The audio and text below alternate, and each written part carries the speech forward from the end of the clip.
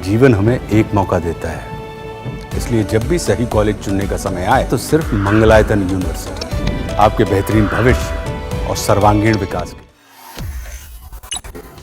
हाल ही में social media और messaging apps पर एक अफवाह तेजी से फैल रही है कि एटीएम से 500 रुपए के नोट निकलना बंद हो गए हैं या जल्द ही बंद कर दिए जाएंगे।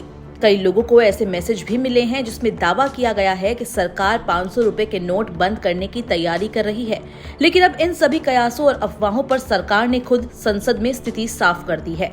वित्त राज्य मंत्री पंकज चौधरी ने 5 अगस्त को राज्यसभा में एक लिखित उत्तर में कहा कि 500 रुपए के नोटों की आपूर्ति को बंद करने की कोई योजना नहीं है। उन्होंने ये स्पष्ट किया कि एटीएम से पहले की तरह 500 रुपए के नोट निकलते रहेंगे। उन्होंने बताया कि भारतीय रिजर्व बैंक और सरकार आपसी सलाह के बाद ये सुनिश्चित करते हैं कि बाजार में अलग अलग मूल्य के नोटों की पर्याप्त उपलब्धता बनी रहे, जिससे आम जनता को लेन देन में किसी प्रकार की परेशानी न हो।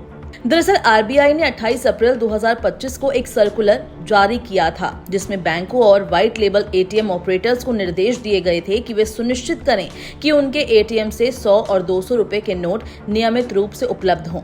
इस सर्कुलर का गलत मतलब निकालते हुए कुछ लोगों ने ये अफवाह फैला दी कि 500 रुपए के नोट हटाए जा रहे हैं, जबकि वास्तविकता ये है कि इसका उद्देश्य छोटे मूल्य वर्गों के नोटों की उपलब्धता को बेहतर बनाना, ताकि आम लोगों को खुले पैसों की समस्या न हो।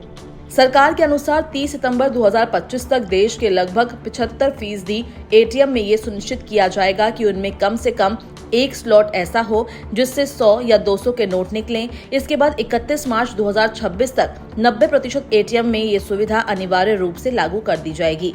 ध्यान देने वाली बात यह है कि इस पूरी प्रक्रिया का उद्देश्य 500 रुपए के नोटों को हटाना नहीं है, बल्कि छोटे नोटों की उपलब्धता बढ़ाना है, ताकि लोगों को रोजमर्रा के खर्चों में आसानी हो। सरकार और आरबीआई दोनों ने ये दोहराया कि 500 रुपए के नोटों की छपाई और आपूर्ति पहले की तरह जारी है और इन्हें बंद करने जैसी कोई योजना विचाराधीन नहीं है। अगर भविष्य में कोई भी बड़ा निर्णय लिया जाता है तो इसकी सूचना सरकारी स्रोतों से दे दी जाएगी। सरकार ने नागरिकों से अपील की है कि सोशल मीडिया या मैसेजिंग प्लेटफॉर्म्स पर आने वाले मैसेज पर यकीन न करें। किसी भी बदलाव की जानकारी सिर्फ आरबीआई या वित्त मंत्रालय की वेबसाइट या फिर विश्वसनीय मीडिया से ही लें।